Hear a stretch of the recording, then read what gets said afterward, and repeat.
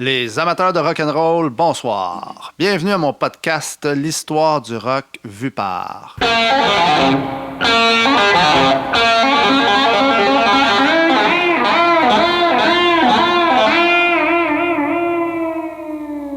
Ce soir, épisode Led Zeppelin, l'archétype du groupe de rock, vu par Jean-Maurice Payard et moi-même, votre animateur. Jean-Maurice, bonsoir. Salut bien, ça va? Oui, toi-même. Oui. Merci d'avoir accepté d'être l'invité pour cet épisode qui est bien spécial pour moi. Led Zeppelin, c'est mon band, j'y reviendrai, mais j'ai choisi pour des raisons que je vais nommer plus tard, mais je voudrais que tu nommes tout de suite, toi, qu'est-ce qui fait que Led Zeppelin, c'est un band important pour toi? Ah, mais avant toute chose, si vous ne le saviez pas, je suis guitariste, donc voilà. Et Je producteur? oui, mais pour Led Zeppelin, oui, on pourrait dire l'aspect production est importante, mais non, c'est vrai. Ma première rencontre avec Led Zeppelin, c'était vraiment la guitare de Jimmy Page. Mm-hmm. Puis le band aussi. La première fois que j'ai entendu ça, c'était comme wow. C'est quelque chose. Ouais. Donc c'est ça, c'est vraiment comme T'avais quel âge, toi? 13 ans. C'est ça. 13 ans? Ouais, 13 ans. Je J'étais... ne dirais pas l'année. Je vais me faire C'est une comme gêne. tu veux. Je vais me faire une gêne. C'est comme tu veux. Moi, j'étais encore même un petit peu plus jeune que ça quand j'ai entendu ce groupe-là. C'est mon grand frère qui écoutait ça avec ses amis puis tout ça. Puis moi, je commençais là, à m'intéresser à la musique rock. T'sais. J'avais mon band à cette époque-là, à 8, 9, 10 ans. Là, c'était Kiss. Donc, le contenant était beaucoup plus important que le contenu. Là. Kiss, c'était ça t'en mettait plein la gueule, comme on dit, au niveau visuel et tout ça. Mais quand j'ai entendu le Led Zeppelin... C'était quand même pas mauvais, Kiss. Non, rendons influencé grâce. par Led Zeppelin. Exact, oui, tout à fait. Et puis, il y aura, comment je dirais, il y aura un épisode intéressant à faire sur Kiss, là. Ça, j'en doute pas. En fait, ça va se faire, c'est certain. Mais... musicalement, on va quand même dire que c'est une coche en bas. Moi, en tout cas, 12 ans à peu près, 11-12 ans, j'entends Led Zeppelin, puis à mon oreille de préadolescent, déjà, je constate qu'on est on a une coche en haut. Là, je pense que tout être humain, au niveau de la musique, je pense que c'est... On ne peut pas compter d'histoire, on peut pas. Je pense que l'être humain est capable de détecter qu'est-ce qui est du bon stock, du mauvais stock en musique assez jeune, je dirais. Là.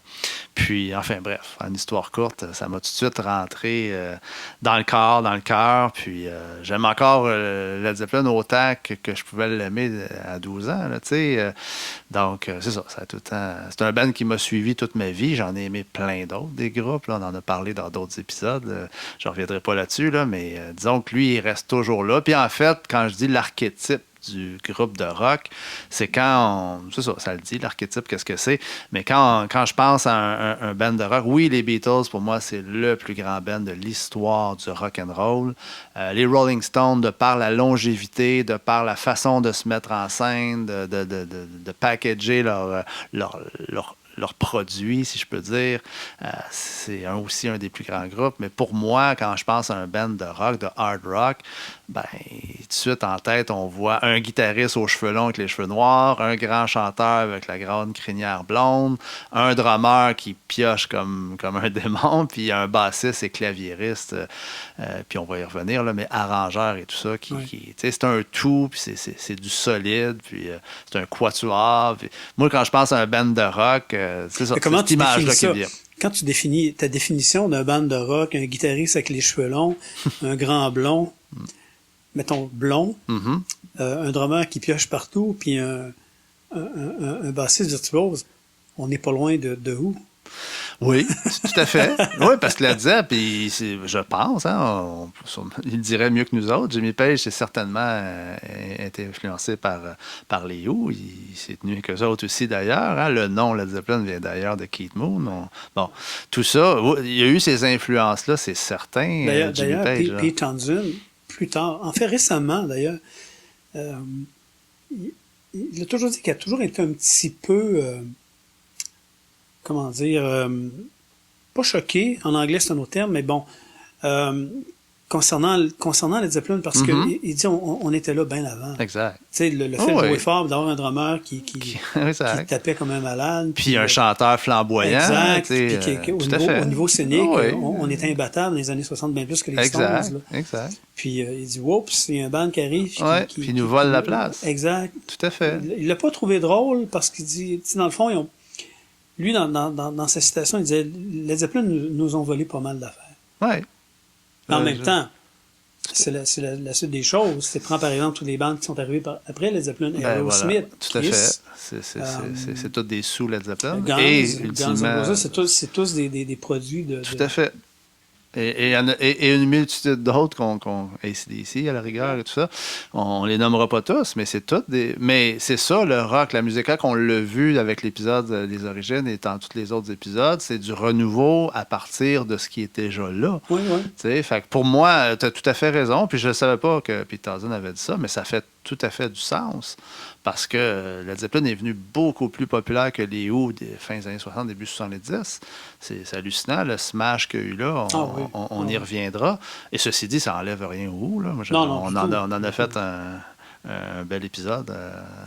Quand on s'était rencontrés, tu m'as demandé quelle bande j'aimerais voir. Oui, c'est ça que tu avais nommé, les Who. De où? D'ailleurs. Tant qu'à être là, je veux dire aussi que quand je cherchais mon invité pour l'épisode de Led Zeppelin, à un moment donné, dans cette fameuse entrevue de l'invité-là que j'avais faite avec toi suite aux 2 épisodes sur Zappa, moi, j'avais été très surpris que tu dises qu'un de tes bands, c'était Led Zeppelin et que l'album que tu amènerais sur une île déserte, c'était Physical Graffiti. Là, je me suis dit, OK, lui, il est guitariste, lui, il est producteur. Ils viennent de me ressortir Physical Graffiti, que c'est vrai que c'est un méchant album de malade, tu sais. Là, je me dis, c'est lui que ça me prend comme invité, tu sais. Puis, enfin. On en parlera de... Oui, tout à fait. On va y revenir. Dans le fond, aujourd'hui, là, on va s'en tenir vraiment aux côtés de la musique de Led Zeppelin. Parce qu'on pourrait aller de tout bord, de tout côté. On a fait ensemble un pré-enregistrement, puis après 2 heures de blablatage, on était rien que rendu au 4e album. J'avais mis beaucoup de temps, moi, à raconter l'historique de Jimmy Page. Moi, Jimmy Page, c'était mon idole quand j'étais jeune. Là. J'avais appelé mon chat Jimmy quand j'avais 12-13 ans. Mais on va mettre ça de côté. Toutes les frasques aussi, l'occultisme, toute la patente. Tu sais, il y a un aura de mystère qu'ils ont cultivé, puis tout ça. Il y a tout le côté. Bon, on ne rentre pas là-dedans parce que c'est comme secondaire. On va s'en tenir à la musique. Mais en même temps, ouais. C'est une continuité des années 60. Exact. Prends les Stones qui avaient tout plein de trucs. Les Beatles aussi qui étaient à partir de Revolver, je pense. Tout à Rubber fait. Soul, Revolver, qui ont arrêté de faire des tournées, qui sont seulement consacrés exact. En studio, musique en production studio. Ouais. Donc, oups, il se passe de quoi? Pourquoi ils font ça? Pourquoi ils arrêtent de faire ci? Tout à fait. Puis là, il y a plein de rumeurs qui tournent autour de ça. Prends juste sur Sgt. Pepper's Billy Shears. Qui est Billy Shears? Qui est Billy Shears? Personne ne sait c'est qui Billy Shears. T'as-tu une idée? Apparemment, c'est une vieille histoire, mais apparemment, c'est un concours de sosie parce que il y a une rumeur que Paul était mort dans un accident. Oui, exact. Exact. Puis ils n'ont pas démenti. On parle ils ont joué avec ça longtemps, d'ailleurs. Mystère, Led Zeppelin, et voilà. ça commence quelque part. Ben oui. Puis dans ce truc-là, c'est qu'il y a eu à Toronto, il y a eu un concours de sosie et le gagnant s'appelait Billy Shears. OK. Voilà. Donc, apparemment. Et voilà. Apparemment, c'est pas écrit nulle part, là, mais... ça aurait du sens. Puis, tu sais, cette rumeur-là, ils l'ont joué longtemps. D'ailleurs, l'album, la pochette d'Abbey Road, ils jouent encore là-dessus. Oh oui. La traverse, Paul était bien en blanc, il est nu plié, bon, tout ça. Là. Plein de photos. On y reviendra pas, mais c'est tout ça. Ouais. Et... puis je vais résumer ça rapidement. Jimmy Page, bon, il y a eu le cheminement qu'il y a eu. Premièrement, il est né en 44. Il est un petit peu plus vieux que les autres. Hein? Paul John est né en 46. Et les 2 autres, Bonham et Robert Plant, sont nés en 48. Donc, il y a quand même un 4 ans de plus que Plant et Bonham. Puis ce 4 ans-là, je veux dire, ça compte aussi. Puis il était là, lui aussi. Moi, j'ai beaucoup parlé du Swinging London, puis tout ça. Il était beaucoup là. Il était au centre de ça, en fait, Jimmy Page. Puis, c'est ça, je l'ai Oui, parce qu'il travaillait, il était musicien de studio, exact. Donc c'est lui-même qui créait le Swinging London en quelque part. À quelque part. Il a joué sur un paquet de chansons. Bon. Puis, il y a un tas de rumeurs à ce sujet-là. Il a dit récemment, tu l'as vu toi aussi, il a fait une publication de Jimmy Page disant que son autobiographie sortirait apparaît à titre posthume et on saurait enfin plusieurs choses qui ont couru comme rumeurs. Puis ça, moi, je pense entre autres dans ces 4 années de studio, sur quelle pièce il a joué des Rolling Stones, sur quelle pièce il a joué des Who, sur quelle pièce, bon, etc., etc. Probablement qu'il va nommer des choses. Il a dit qu'il attendait à titre posthume parce qu'il voulait pas avoir des chicanes légales et tout ça avec certains de ses amis. Bon, puis il y aura probablement aussi il va probablement nommer des vérités aussi sur des exagérations ou tout en lien aussi avec tout son côté occulte, Aleister Crowley et tout ça. Là. Bon, comme je disais, on n'entrera pas là-dedans, mais je pense que c'est important de nous amener vers 68, là où Jimmy Page, avec Peter Grant, entre guillemets, on va résumer ça en disant qu'il ramasse les cendres des Yardbirds. Les Yardbirds, d'ailleurs, Jimmy Page aurait pu embarquer avec les Yardbirds bien avant l'année qu'il a embarqué, parce que la première fois qu'il y a eu un changement au sein des Yardbirds, c'est lui qu'on a demandé, c'était Gomelski, un personnage important. Juste arrêter un peu, parce que on parle souvent des Yardbirds, mais il n'y a pas grand monde qui connaisse l'influence des Yardbirds dans la musique anglaise en Angleterre. C'est très important. Les Yardbirds, souvent on va parler des Beatles, on va parler de The Who, on va parler de...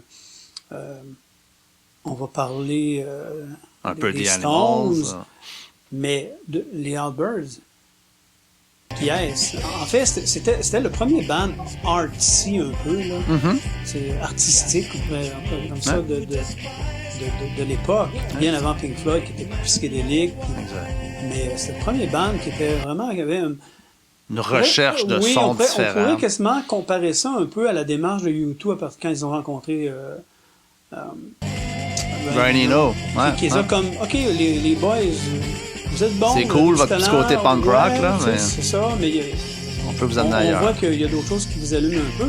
Puis les Yardbirds, c'est un peu ça. C'était ça, donc, c'est important de leur placer que Jimmy Page avait un petit côté dandy, là, qui était pas bum. Non, pas du tout. J'étais pas là-dedans. De par son attitude, son habillement, puis comment il s'exprimait aussi par rapport à cette clientèle-là, cette crowd-là de musiciens qui est autour de Londres. Tout à fait. C'est important de le noter aussi. Tout à fait. Ben, dans le fond, tu me fais penser aussi, c'était quoi, à 15-14 ans qu'il a passé la première fois à la télévision en Angleterre. Il était dans un petit band de skiffle, puis ça, on peut le voir sur YouTube, là, les gens peuvent aller voir ça. Je pense que c'est ça qu'il avait 14 ans. C'était en 58, oui, donc il avait 14 ans.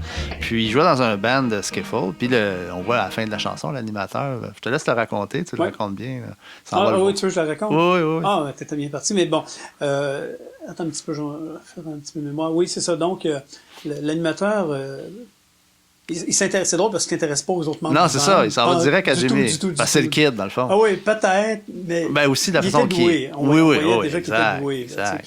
Dans l'extrait vidéo qu'on voit sur YouTube, on le voit qu'il il sait jouer. Exact. Il est plus solide musicalement que peut-être les autres. Qui sont plus vieux, d'ailleurs. Oui. C'est ça. Fait que l'animateur s'intéresse à lui et il demande OK, tu joues la guitare? Oui. Puis, qu'est-ce que tu aimerais faire dans la vie? Il dit, j'aimerais ça être biochimiste, quelque chose comme ça, biologiste. Chercheur, là. Ouais, chercheur. Ouais. OK, d'accord. Puis, la question, je pense que cette question-là, personne ne l'a relevée, mais elle est très importante. L'animateur demande, est-ce que tu as des amis? Puis, oups, il y a eu comme un 10, en fait, il n'a jamais répondu à la question. Non. Il y a eu comme un blanc de silence. Ouais. Puis, son regard aussi, tu disais, là. Comme, est-ce que j'ai des amis? Qu'est-ce que c'est ça? Donc, c'est un peu ça, Jimmy Page aussi. C'est un gars très solitaire, très tout à fait. introverti. C'est drôle parce que quand on le voit dans les premiers spectacles de Led Zeppelin, il se cache derrière ses cheveux. Pas mal, là, tout à fait. Puis après, ça change un peu. Exact. Mais il y avait lui sur scène, parce qu'après, effectivement, il est devenu beaucoup plus à l'aise, mais il y avait le personnage de scène, puis il y avait le personnage en dehors de la scène. Enfin, bref. Puis, il y a une autre petite vidéo qui circule. Dans le fond, c'est dans le documentaire que la fille de Paul McCartney a fait sur les studios à Abbey Road. Puis encore là, il y a une clip où on voit à l'extérieur des studios EMI, à l'époque qu'on appelait là, Abbey Road, Il y a un journaliste qui interviewe Jimmy Page. Là, à ce moment-là, il a 19 ans, ça a l'air, mais moi, c'est à chambre, Randy Renaud qui relatait ça. Il dit il a 19, mais il a l'air d'en avoir 15. Tu sais. Puis, ça, l'animateur, il demande t'es-tu impressionné de voir toutes ces vedettes-là? Tu sais, comme musicien studio, tu rencontres. Il dit, non, pas vraiment. Je fais mon affaire. Puis, il est tout sérieux, tout posé. C'est pas vraiment on s'attend pas. C'est pas la rockstar exubérante. Déjà, à 19 ans, il y avait 4 ans de studio dans le corps. Exact. Il y en a vu d'autres. Il y en avait vu d'autres. Ils avaient tous vu en studio. Exact. Il savait que pour la plupart, il éclenchait tout. Ouais, donc, il y avait Ben, je pense dans sa tête, il savait qu'il était bon. C'est correct aussi. Il faut vouloir. Enfin, bref. C'est un personnage en soi. Puis, il était au centre d'un paquet de choses. Puis, par rapport aux Yardbirds, c'est ça que j'allais dire tantôt. La première fois qu'il y a eu un changement, le gérant de l'époque, Gomelski, personnage important du Swinging London, lui demande à lui, tu peux-tu venir remplacer? Ah, non, pas, me tente pas. Parce qu'il avait fait partie d'un groupe, il avait fait une tournée avec Neil Christian and the Crusaders, puis ça avait été difficile pour lui, une tournée en Angleterre. Puis, il a une santé relativement fragile aussi, Jimmy Page. Enfin bref, il dit non, pour moi, ça serait du recul. Puis il a demandé à son ami, à cette époque-là, il était très ami, ils jouaient beaucoup ensemble, à Eric Clapton d'y aller. Puis Clapton, lui, il a accepté, puis il est allé.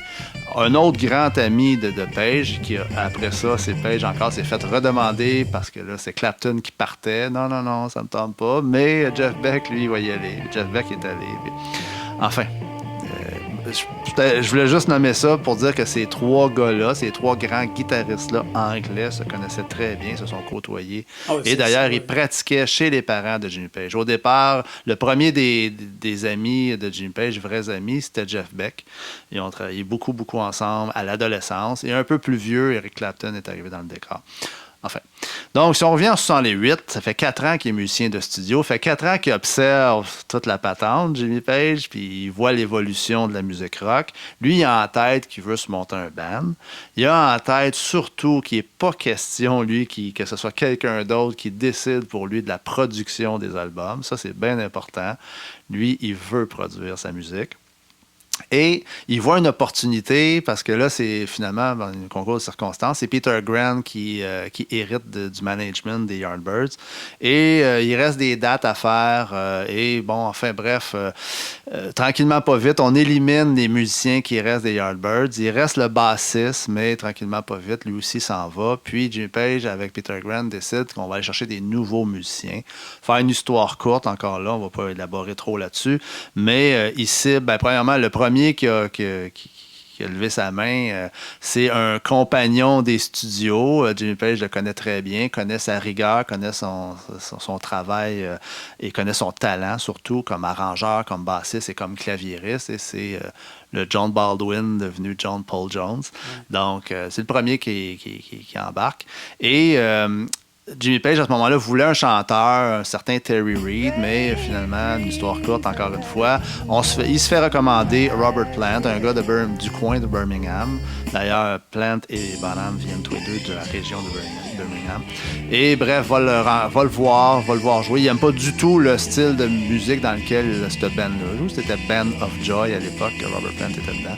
Recrute, finalement, encore là, faire une histoire courte, ça fonctionne, Plant veut embarquer. Et c'est Plant qui recommande John Bonham. John Bonham se fait tirer l'oreille, pas trop sûr. Lui, pourquoi j'embarquerais avec une histoire des cendres des Yardbirds alors que j'ai l'opportunité d'aller travailler avec Joe Cocker.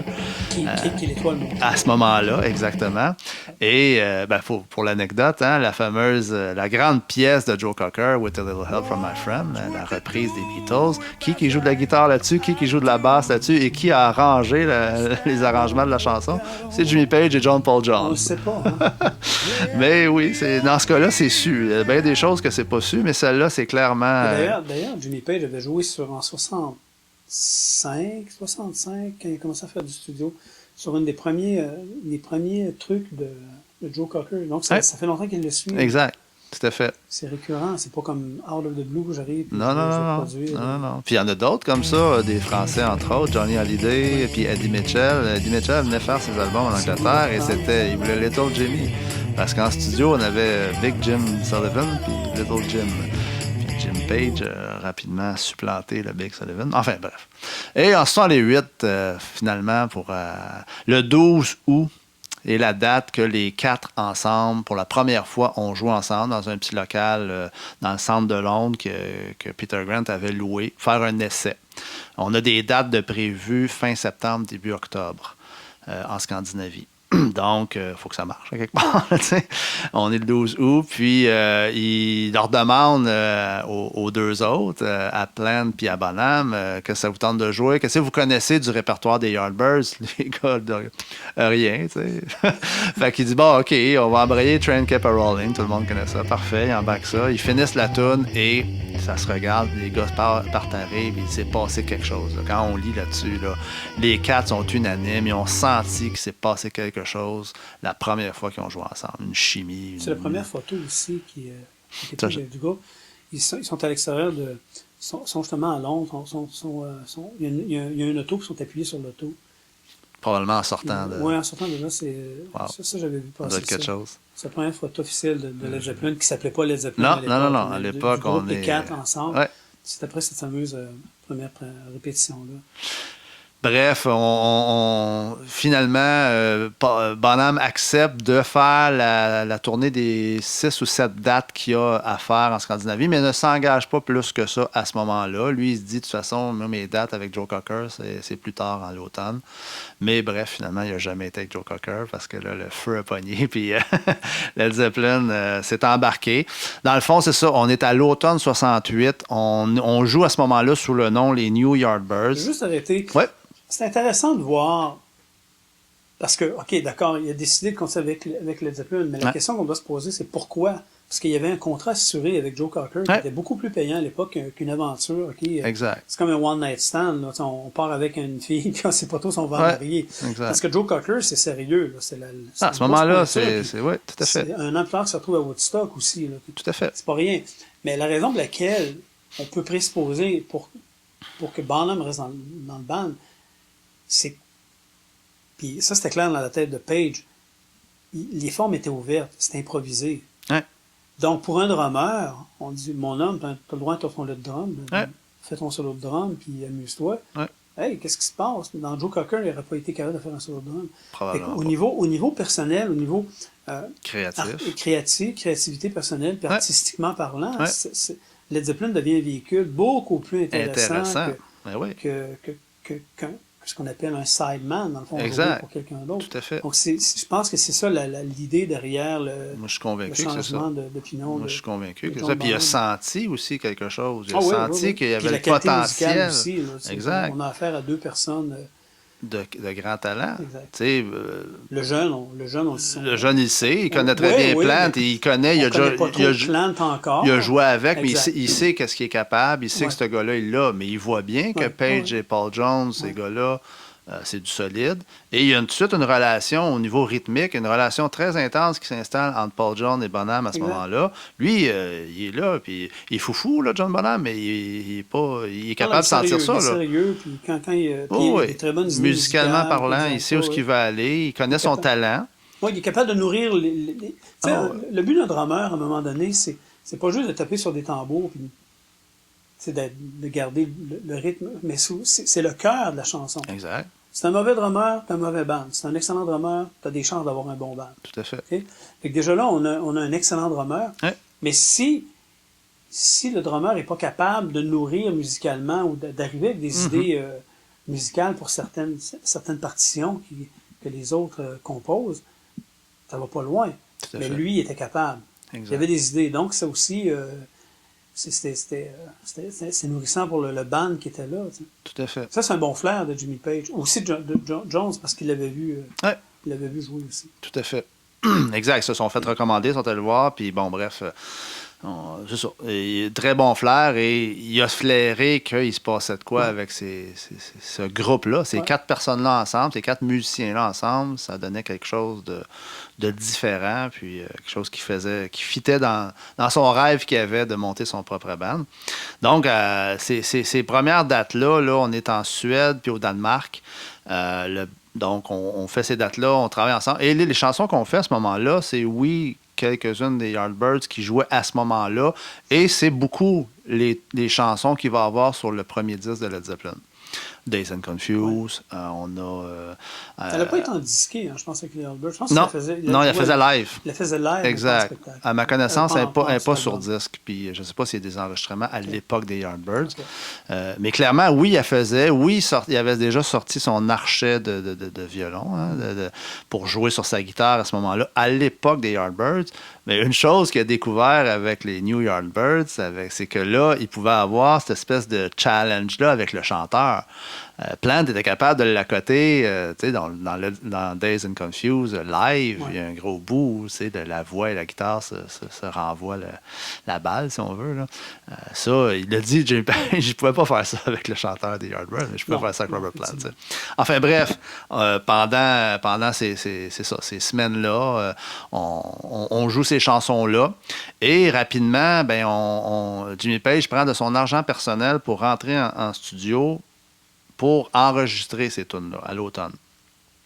Puis, je pense que c'est en novembre que là, on cesse de jouer sous le nom des New Yardbirds et c'est au Roundhouse de Londres, la première fois, il y a une affiche que c'est marqué Led Zeppelin. Ce soir, le band, c'est Led Zeppelin et non plus les New Yardbirds. À un moment donné, c'était Jimmy Page and the New Yardbirds. Il y a eu 3-4 noms pour finalement arriver cette soirée-là, cette première soirée-là de novembre 68, sous le nom de Led Zeppelin. Et c'est dans ces semaines-là qu'ils ont loué un studio à Londres, encore une fois avec l'argent de Jimmy Page. Je pense que c'est l'Olympique. Il faudrait voir. Je sais qu'ils ont enregistré souvent au Olympique, mais là, la première fois, j'avoue ne pas me souvenir. Enfin bref, probable, là. C'est à suivre. Mais ensuite, il y a d'autres dates encore qui se produisent. Ils se produisent déjà beaucoup. La part du 5e membre de Led Zeppelin, qui est Peter Grant, est très importante aussi. Donc, lui, premièrement, c'est ça. Pour Jimmy Page, c'est important d'avoir quelqu'un qui s'occupe de la business, quelqu'un de solide. Hein? Le monde du rock, le monde de la finance, aussitôt qu'il y a question d'économie, on parle d'un monde de requins. Là. Mais dans le monde du rock, c'est d'autant plus vrai. Là, les coups bas et tout ça. Ouais. Fait que ça prenait quelqu'un de solide et il y avait son homme pour ça. Ouais. Et on va lui donner ce qui revient. Peter Grant, il avait des bons contacts en Amérique, puis on le sait, hein, c'est là que l'argent est à cette époque-là. C'est encore comme ça aujourd'hui, d'autant plus à cette époque-là. Et c'est vraiment Peter Grant qui a obtenu de Ahmet Ertegun, le fondateur des Atlantic Records, il a obtenu un contrat, quelque chose de très solide, là, un contrat de 5 ans pour 5 albums, oui, exactement, pour 5 albums, puis, en fait, 5 albums, pas 5 ans, un contrat pour 5 albums, avec une avance de 200 000 $ américains, en 68, là, avec un band à peu près pas connu, là, je veux dire, à part Jimmy Page, là, personne n'a vraiment connu là-dedans. Paul Jones un petit peu, là, mais... Oui, puis encore là, on s'entend, Jimmy Page est reconnu dans le monde du studio, mais aux États-Unis, il est quasi c'est pas grand-chose. T'sais. Donc, effectivement, c'est un beau tour de force que d'avoir été chercher ce contrat-là. Et l'autre aspect, c'est que dès le début de 69, Peter Grant, il les envoie aux États-Unis rapidement. Parce que normalement, un band en Angleterre, ça va prendre un bon bout, un certain temps, avant d'aller commencer à... En tout cas, ça prend un succès quelconque. Là, il n'y a aucun disque de sortie.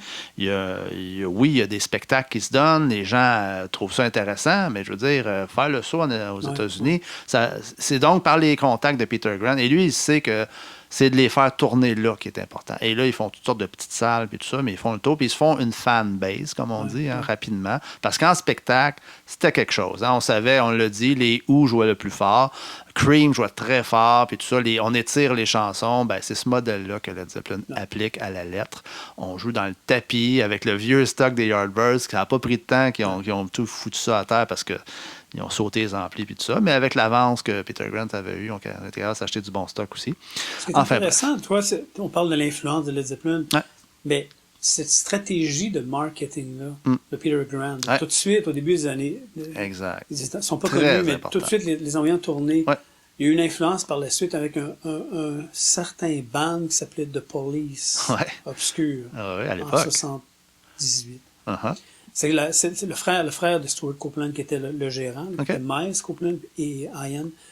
Mais Miles Copeland, première chose qu'il a faite quand Puis on peut faire le parallèle. L'album, le premier disque de Led Zeppelin a été enregistré en peu de temps, avec pas beaucoup d'argent. Le premier disque de Police, la même affaire, financé par le band. Mais tout de suite, ils les envoient aux États-Unis. Exact. Fait que tu vois, c'est une stratégie quand même qui est... Tu sais, Led Zeppelin a influencé pas juste musicalement, mais aussi même niveaux. Dans une espèce de démarche de plan d'affaires. Exact. Juste une parenthèse aussi, parce qu'on parlait que Jimmy Page il voulait produire son album. Mais si on regarde sur un album, puis c'est ça qui est intéressant, la définition du mot producer. En français, on appelle ça un réalisateur. Mais un réalisateur, c'est pas la personne qui met de l'argent. C'est la personne qui réalise l'album, c'est elle qui sert d'écoute, qui est capable de replacer le monde sur une direction, une stratégie artistique. Ça, c'est la fonction d'un producer. Parce que souvent, on pense, nous, comme Québécois, qu'un producer, c'est celui qui met l'argent. Mais si vous lisez plus bas, dans toutes les crises d'albums, c'est toujours executive producer, c'est Peter Grant. Ouais. Puis là, c'est là qu'il y a l'argent. C'est lui qui met l'argent. C'est lui qui trouve l'argent. C'est lui qui signe les chèques. Exact. Tout à fait. Donc, il est vrai que Jimmy Page produisait les albums, mais dans le sens réalisait les albums. Si on fait une traduction du mot producer en français, ça serait plus réalisateur, arrangeur. Exact. Tout à fait. Exact. Et ça, c'est ces années studio. De le noter tout à fait. Ça met en perspective le terme producer. Exact. Faut dire que c'est vrai que pour le premier, il a quand même mis, c'était son propre argent et c'était voulu parce qu'il voulait vraiment avoir la paternité des bobines. Parce qu'il y avait eu une avance d'Atlantic Records, mais il voulait vraiment prendre son argent pour qu'il ne soit pas pris avec une histoire de les bobines appartiennent à Atlantic Records. Enfin. Comme plein de monde d'ailleurs à cette époque-là. Ben oui, mais c'est encore aujourd'hui. Oui, tout à fait. Les majors, hein, bon, c'est ça. On a juste à voir le dernier disque, le premier disque de Taylor Swift, qu'elle a réenregistré. Elle a réenregistré ses chansons, oui, tout à fait. Exactement parce qu'elle voulait récupérer les droits de. Et quand tu réenregistres tes tonnes, tu sais, puis enfin, elle, ça marche bien son affaire, tant mieux pour elle. Oui, mais c'est pas évident. Ça prouve qu'il y a vraiment. Ça a toujours marché comme ça. Exact. Puis les gens se sont beaucoup fait avoir, les jeunes. Lui, c'est ça son avantage, c'est qu'il est un petit peu plus vieux. Hein? Parce qu'en 68, là, Plant et Bonham, ils ont 20 ans. C'est des genoux, là. Mais Plant, Page, il en a 24. Puis il en a vu, il y en a du millage. Il les a vus, les en guillemets, là, il les a vus les crosses, là. Puis il sait comment ça marche, puis il sait qu'est-ce qu'il faut pas faire, qu'est-ce qu'il faut faire. Ça aussi, c'est intéressant, parce que souvent, au début des années 2000, on a eu le courant MP3, puis on téléchargeait les chansons. Puis souvent, j'ai entendu parler de ça. Ils sortent les albums en CD, tu peux faire une passe d'argent. Il faut faire attention. Peut-être les nouveaux bands, c'est vraiment ça. Mais je comprends, par exemple, des bands, quand on met sur on a ce problème-là quand on fait les podcasts ici, il faut toujours savoir si cette chanson-là va être monétisée ou pas, puis si on va se faire barrer pour cette chanson-là, puis on le voit, on se fait barrer pour cette bande, on les connaît. Mais il y a une raison là-dessus, c'est que ces bandes-là se sont tellement fait voler, ont tellement pas été payées à leur juste valeur, tout à fait. Qu'aujourd'hui, c'est de, OK, d'accord, moi je suis pas sûr que quand tu achètes un ordinateur à Apple, tu peux le hacker aussi facilement que tu pouvais, par exemple, hacker ou télécharger des tunes de Led Zeppelin si c'était With Raven. Je pense pas. S'il y avait eu tous les droits d'auteur sur le nombre de téléchargements de Stay With Raven ou de Yesterday des Beatles, tu vas me dire, ils sont riches, mais c'est quand même eux qui l'ont créé. Tout à fait. Donc, il faut être payé en conséquence. Puis ils s'en ont fait voler beaucoup. C'est de l'entertainment. Tout à fait. Fait que, non, je trouve ça correct qui déjà, à cette époque-là, avait cette idée-là de récupérer ses masters. Tout à fait. C'est ça. Puis être maître à bord. Absolument. Mais parlons-en, dans le fond, du premier disque qui est sorti en janvier 69, après l'avoir enregistré les chansons. Je te laisse un peu aller. Tu sais, c'est quoi, dans le fond, juste introduire ça en disant que le premier disque, puis à cette époque-là, Led Zeppelin, c'était à l'image un peu des Beatles, à l'image des Stones, à l'image des Who. C'est un blues électrifié x4 dans le cas de Led Zeppelin, là. Mais les chansons qu'on a là-dessus, tu sais, c'est ça. Les deux premiers. On va te laisser un peu aller, là. Vas-y. Ben, écoute, dans cet album-là, c'est pas mon favori. C'est un premier disque qui est excellent en partant. Très bien enregistré. Peut-être pas autant que les Beatles, mais ils n'ont pas les mêmes moyens à ce moment-là. Pas les mêmes moyens. Exact. Par contre, les guitares sonnent, toutes sonnent. Exact. Puis ma première rencontre avec Led Zeppelin, c'était avec Communication Vietnam. Non, Good Time, Bad Times. Les deux, ça rentre, là. Ah oui, tout à fait. C'est la première fois que j'entendais quelque chose comme ça. Puis un jour, je raconterai une anecdote, mais c'était wow, OK. 2 semaines avant, j'écoutais les Aristochats, là. On est ailleurs. On est ailleurs. Effectivement. Non, c'est ça. Fait que c'est un album qui est excessivement riche en influence, puis qui peut influencer plein de monde. Blues, évidemment. Oui, très blues. Les prémices du hard rock avec Communication Breakdown, avec Good Time Bad Times. Ouais. L'espèce de folk, ballade acoustique métal avec Babe I'm Gonna Leave You. Puis une couple d'affaires un peu plus How Many More Times, qui est jazzy un peu. Dazed and Confused, qui est l'espèce de tune psychédélique. Mais psychédélique avec une passe de hard rock malade. Oui, absolument. Là. À la sauce, c'était très hard. Là. Parce que je pense, je n'ai pas entendu, mais je pense que si on avait entendu la version des Yardbirds, ça devait être ça devait être plus mou que ça, certain. Ouais. Mais la force de cet album-là, c'est que je pense qu'une décision artistique est d'affaires. Mm-hmm. Mon point de vue, c'est que Jimmy Page, il est actif dans la scène londonienne. Il voit tout ce qui se passe. On parle de 69, les Stones sont là, les Beatles sont... On sait qu'ils sont sur la fin, tout le monde s'assied dans le milieu. Oui, en 69, là, c'est clair. Tout le monde le sait. Tout à fait. Il y a une couple de bandes qui démarrent, comme The Kinks. Puis il y a une couple d'affaires comme Pink Floyd, c'est quoi ça? Ça devient plus psychédélique. Puis tout les prémices du prog rock avec la scène de Canterbury, qui est vraiment qui donne des bandes comme Caravan. Genesis qui arrive aussi, il arrive en 69 aussi. Puis, exact, puis King Crimson qui s'en vient. Tout ça, ça se voit, ça sent Londres, puis tout ça. Tout à fait.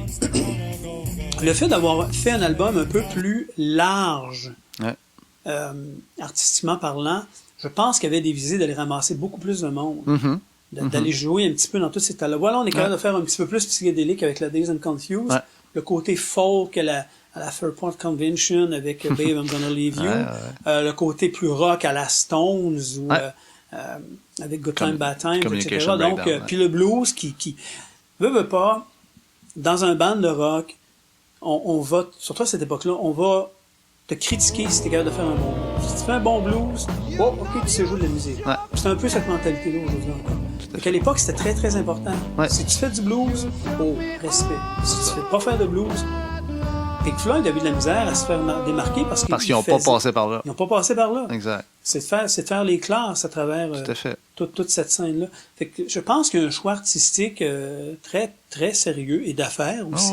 D'aller retirer. C'était réfléchi. Oui. Tout à fait. Il n'y a pas grand-chose qui se fait qui n'est pas réfléchi pour Page. Là. Exact. C'est pas rien d'avoir mis toutes ces chansons-là qui semblent disparates. Mais qui en même temps... parce qu'il aurait pu écrire un troisième Good Time Bad Times ou un deuxième Babe I'm Gonna Leave You. Ils étaient capables. C'est pas là le problème. C'est vraiment un choix. Ratisser plus large. Exact. Je pense que ça résume ça un peu. Ça donne le ton, ça donne le mood. De toute manière, Page a toujours dit, avec Plant, Babe I'm Gonna Leave You, ça a toujours été ça. C'est ça qu'il voulait faire. Une espèce d'influence de John Baez, Johnny Mitchell. Exactement. Qui rencontre Janis Joplin. Donc, c'était ça un petit peu. Fait c'est un album qui, pour ma part, bon, c'est ma première rencontre, mais c'est pas, ça passe pas nécessairement l'histoire d'un point de vue transcendant, là, mais... non, mais quand même, comme premier disque, c'est... Exact. D'autant plus ça annonce quelque chose de grand, enfin, on peut dire ça. Vu qu'on connaît la suite, c'est sûr que quand tu connais pas la suite, si t'es en 69, t'écoutes ça, puis... D'ailleurs, on peut le dire, cet album-là et les suivants, vraiment jusqu'au 4e à peu près, en fait, plus jusqu'au 3e, là, la presse musicale londonienne, particulièrement, anglaise au complet, les regardait de haut. Le public a embarqué en live, c'est ça que je disais tantôt, ils se sont fait une fanbase. Et en 69, après la sortie du disque, ils ont continué, ils n'arrêtaient pas, ils tournaient. Je pense dans l'année, ils ont fait 3, si c'est pas 4 tournées aux États-Unis. Et quand ils revenaient, ils faisaient la tournée en Angleterre, ils remontaient en Scandinavie. Donc, en 69, ils n'arrêtaient pas de jouer. Et pendant qu'ils tournaient, ils écrivaient puis ils préparaient des nouvelles chansons pour le Led Zeppelin 2, qui, lui, dans le fond, a été enregistré à différents moments dans l'année. Il y avait une journée ici, on va enregistrer une ou deux pistes là. Ça fait que ça a été enregistré un peu partout aux États-Unis, un peu partout en Angleterre. Et à chaque fois, dans le fond, le band, en studio, il faut le dire, hein, Led Zeppelin rentre en studio, joue un peu comme il joue live, à cette époque-là particulièrement. Ils jouent les 4 ensemble. Et il était commun à l'époque que le drummer était comme encadré dans une espèce de cloison. Eux, ils ont tout de suite enlevé ça. Page et Bonham se sont mis d'accord tous les deux. Pas besoin de cette espèce de cloison-là. Ils ont placé les micros autrement pour capter le son du drum. Ça, c'est bien important. Le fameux son de drum des 3 premiers disques, c'est 4 microphones sur le kit de drum. Exact. À certaines distances. Exact, c'est ça. L'idée, c'était un microphone dans le bass drum. Ouais. Un pour le snare. Ouais. Puis un plus haut. Même pas. L'autre qui était placé en arrière de la tête de John Bonham pour donner une perspective puis l'autre qui était placé au-dessus. Parce que aussi on s'entend que ils étaient limités au niveau des pistes. Exact. Ouais. On avait 8 pistes, c'était gros maximum. Je pense pas, parce que le premier 8 pistes, non, c'est vrai, c'est le studio Trident qui a eu le premier 8 pistes à Londres. Les Beatles sont allés enregistrer là en 68, 69. Donc, justement parce qu'il y avait 8 pistes. Mais habituellement, c'est 4 pistes. Donc, c'est pas comme aujourd'hui, parce que tu avais un nombre de pistes illimité. Et donc, il fallait vraiment que tu... exact. Tu choisisses comme il faut. Exact. Il fallait que ça sonne bien en partant, sinon ça marchait pas bien. Donc, vraiment, il y a eu des innovations au niveau prise de son qui... il va en avoir d'autres un peu plus tard, plus intéressantes encore, on va y revenir. Mais déjà, sur ce premier et ce deuxième disque-là, il y a quand même ça qui ont apporté, particulièrement au niveau du drum, je dirais. Ouais. Et naturellement, après ça, Page rentrait en studio et là, travaillait seul. Une fois que les pistes étaient faites, lui, il rajoutait des couches. Il a mis plusieurs couches de guitare. Hein? Il travaillait beaucoup ça, travaillait le son, travaillait la voix, une double voix. Bref. Et ça, c'est tout. Ça, c'était courant. Oui. Ça veut dire que pour grossir la voix, le chanteur le doublait. Oui, tout à fait. Il se doublait principalement dans le chorus. Oui, tout à fait. Mais déjà, Ian Gillan, dans Jésus-Christ Superstar, on l'entend, il le fait, qui est enregistré en 69, 70. Okay.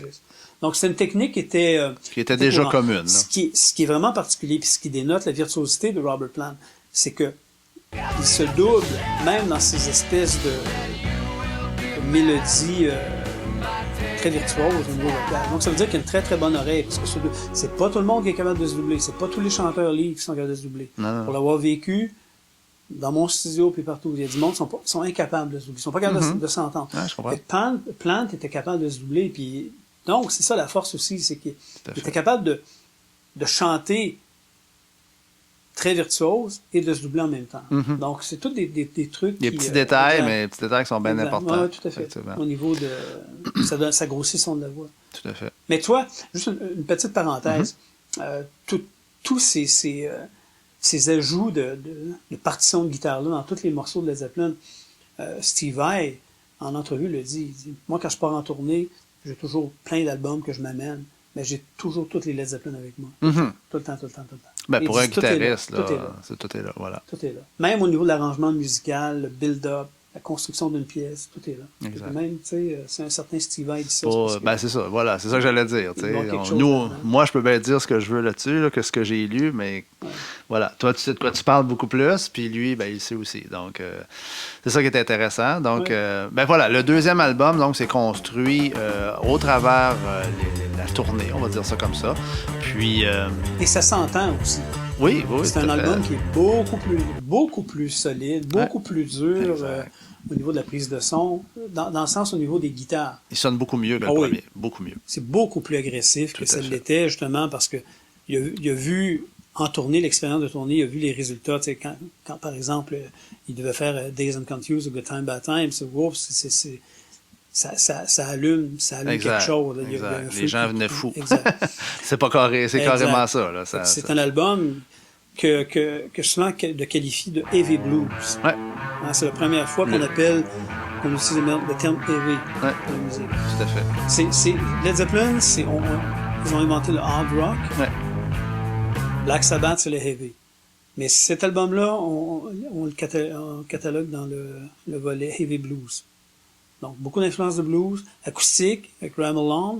Ben justement, Ramble On, tu sais, dans le fond, Led Zeppelin, au début, hein, c'était les standards du blues qui ont électrifié, là, puissance 4, puissance 5. Puis Plant, il changeait des paroles. C'est lui qui les écrivait, mais il gardait l'identité de la tune. Donc, tout le côté où ils se sont fait accuser d'être très misogynes, ben, ça venait quand même beaucoup de ces standards du blues-là. Donc, il n'a pas dénaturé. Puis, je veux dire, je pense pas qu'il était pas contre non plus. Là. Il sait pas ça, c'est certain, ces paroles-là. Mais là où on peut voir vraiment son apport de lui, qui est plus un peu hippie, on va dire, un peu beaucoup folk, hein, beaucoup influencé. Il a beaucoup aimé Janis Joplin, il a beaucoup aimé Johnny Mitchell, c'est vrai pour Jimmy Page aussi. Donc, le côté des paroles de Ramble On, je pense vraiment que là, on sent vraiment l'apport direct de Robert Plant dans l'écriture des chansons et des paroles, en tout cas. Oui. Grande tune, moi j'adore. Oui, puis What If and What Should Never Be, qui est une autre bonne chanson, même au niveau de la production. Quelle tune. Instrumentale avec la guitare qui se promène de droite à gauche. Déjà là, ce qu'on n'avait pas dans le premier disque, ce qu'on retrouve dans le deuxième, c'est ces artefacts. Meilleure production. Oui, meilleure production. Mais effectivement, Ramble On, c'est son côté hippie, folk, Peace and Love, qui prend, pas hippie, mais appelons ça Peace and Love. Ouais, exact. Je pense que ça le définit mieux un peu. Parce que même encore aujourd'hui, tu le vois que c'est son côté humaniste. Tout à fait. Parce que le Peace and Love pourrait devenir humaniste. Il aura toujours resté fidèle à lui-même à ce niveau-là. Là. Acoustiquement parlant, au niveau de l'enregistrement de la batterie de Ramble On, l'espèce de percussion qui est toujours en dessous, c'est pas une batterie, ils ont pris un couvercle de poubelle.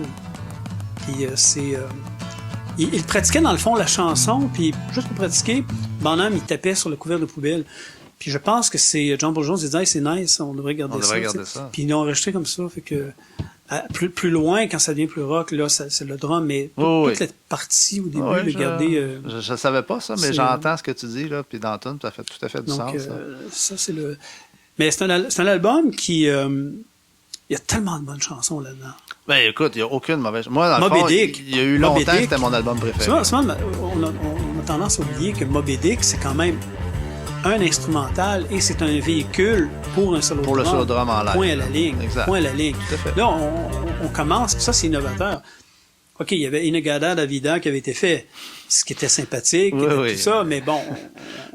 Qualité drum, on repassera, là. Il y avait eu, dans le surf music, il y avait eu Wipeout, qui met sur le drum. C'était sympathique. Mais là, on a une tune où la chanson est construite pour ça. C'est exact. S'en va vers le solo de drum. Vraiment, puis le solo de drum est là. Puis tout cet album-là a une grande place à l'improvisation, puis à la création artistique de tous les musiciens. Même chose pour All That I Love. Oui. Parce que All That I Love, l'espèce de long bridge du milieu, ben en live, c'était l'ouverture pour aller faire le medley qu'ils ont fait. Parce qu'à partir du moment où le 2 est sorti, le grand numéro au début de Led Zeppelin, c'était Dazed and Confused. Puis aussitôt que le deuxième album est sorti, la grande tune, c'est devenu All That I Love, où là, on l'étirait et on rentrait toutes sortes d'autres chansons dedans, souvent des Elvis, entre autres. Robert Plant et Page étaient des grands amateurs d'Elvis. Enfin bref, mais puis tout le côté, je vais te laisser parler un peu là, du fameux thérémine dans All That I Love. Ben c'est ça, le thérémine, c'est un instrument.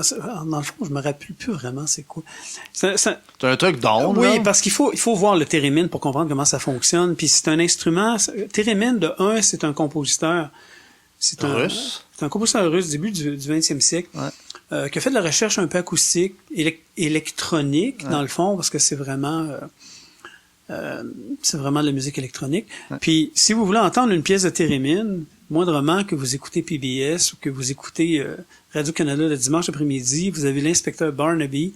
Le thème musical, l'introduction, c'est une chanson, c'est une pièce de thérémine. Personne ne sait ça, mais là, vous le savez.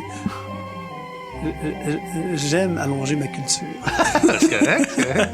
Bref, thérémine, au début du 20e siècle, il y a eu plein d'expériences au niveau sonore, acoustique.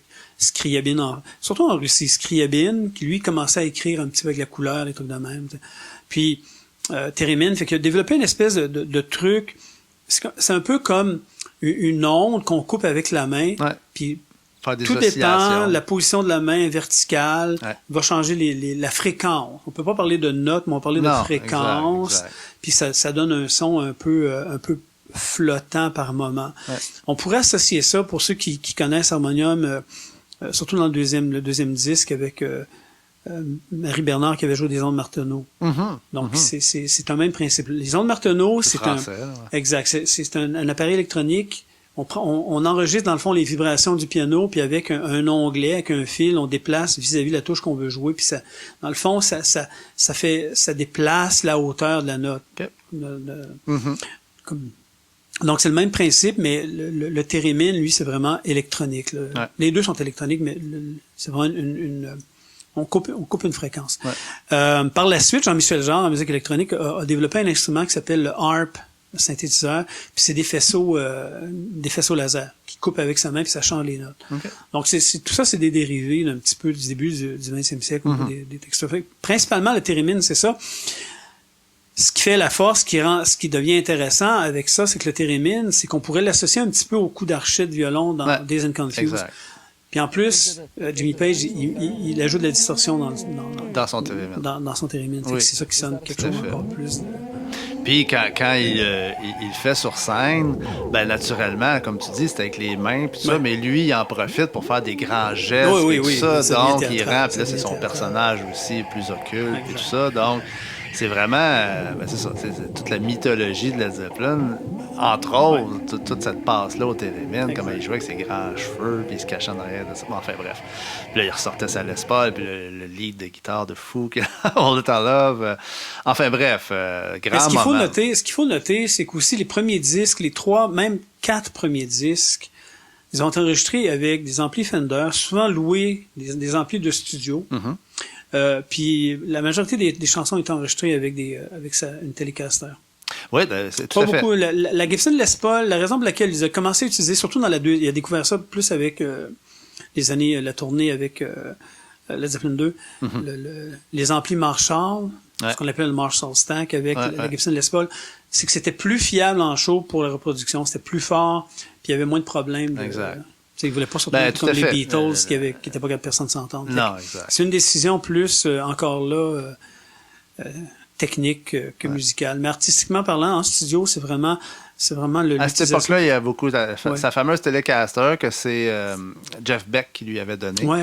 Puis c'est lui qui a fait, on voit sur les images, sa Telecaster, c'est lui qui a fait l'espèce de barbeau psychédélique qu'il y a dessus, là, parce qu'il a fait un peu d'art, un peu de peinture, Jimmy Page, à l'époque. Là. Fait que, effectivement, puis il la ressortait tranquillement. On y reviendra sur sa fameuse Telecaster. Mais quand même, tu l'as dit, là, c'est quand même avec le deuxième album qu'il s'est procuré ces fameuses Les Paul. Une pièce qu'il faut vraiment parler, par contre, c'est Heartbreaker. Heartbreaker, c'est le premier solo de guitare, vraiment, où là, on a juste un solo de guitare. Ouais. Puis c'est tout seul, Exact. Puis ce truc-là, on va le retrouver avec Black Dog plus tard. Ouais. Très important. Très, très important. Le lien se fait là. Puis, d'autant plus que c'était pas prévu. Ils avaient enregistré Heartbreaker, mais sans l'immense solo de guitare du milieu. Mais lorsqu'ils mixaient aux États-Unis, parce qu'ils ont enregistré l'album sur la route, puis une fois de temps en temps, ils allaient mixer pendant la tournée certaines pièces. Avec le mixeur, à un moment donné, il s'est rendu compte qu'il manquait quelque chose. Fait qu'il il était à New York, il est allé louer une guitare, un ampli, puis enregistrer le solo de Heartbreaker. Possiblement une première piste. Il n'y a pas beaucoup de montage là-dessus. Il y en a quelques-uns, là, mais c'est assez ce qu'on appelle une première prise. Puis ça, il en avait jamais parlé. Puis à un moment donné, lorsqu'ils ont fait la remasterisation des albums, à la fin des années, début des années 90. Ouais, ils ont tous ressortis un par un. Exact. Un des journalistes de Guitar Player, il dit, c'est étrange parce que, il dit, on entend mieux toute la production, puis il dit comme, avez-vous remarqué, en parlant avec Jimmy Page, avez-vous remarqué que le solo de guitare, il est un quart de ton plus aigu que le reste de la chanson? Puis le Page dit, quoi? Tout surpris. Il dit, oui. Fait que là, Page a avoué que le stratagème, dans le fond, ça a été une insertion, ça a été ajouté. Puis il avait dit au journaliste, il dit, vous avez bloody good will. Bref, c'est ça, le journaliste l'avait noté, ça. Puis après, quand tu l'écoutes, on l'entend. Sinon, on l'aurait jamais su. Parce que non, on l'aurait possiblement jamais vu. Jimmy est assez secret. Ouais, puis de toute manière, C'est correct. Oui. Ça, Puis, anecdote aussi, c'est qu'à un moment donné, il faisait toujours à cette époque-là, il faisait la masterisation, puis avec les techniques plus modernes, ils entendaient un espèce de squeak, squeak, squeak à tout bout de champ.